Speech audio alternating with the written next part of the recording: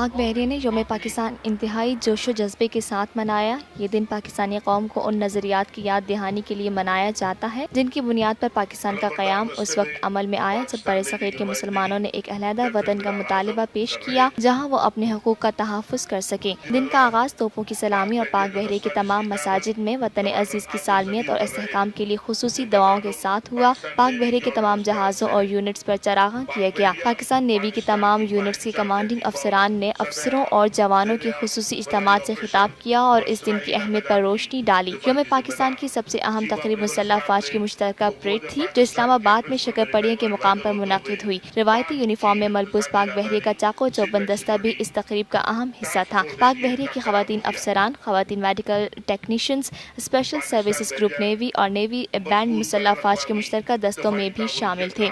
ہیلی copters نے بھی اس Z9EC اوریون اور P3C علاوہ ازیں پاکستان نیوی نے ایئر کرافٹ پروقار تقریب کے دوران فلائی پاسٹ میں حصہ لیا۔ فارمیشن فلائی پاسٹ کی قیادت کر رہے تھے P3C پاکستان نیوی کے captain Shahzad Ahmed long range maritime patrol aircraft ہیں جنہیں عرف عام میں فلائنگ ڈسٹرائرز P3C بھی کہا جاتا ہے۔ Watch live events of Pakistan Day 23rd March on TNN TV. Click on Live Now and enjoy uninterrupted live events. Download our free app now.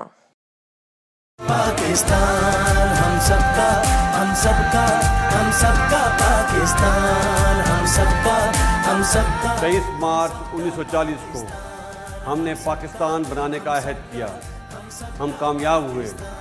آئیے آج پھر عہد کریں کہ ہم پاکستان کو فسادیوں سے پاک کریں گے، کیونکہ یہ ہے ہم سب کا پاکستان۔ ہم سب کا پاکستان۔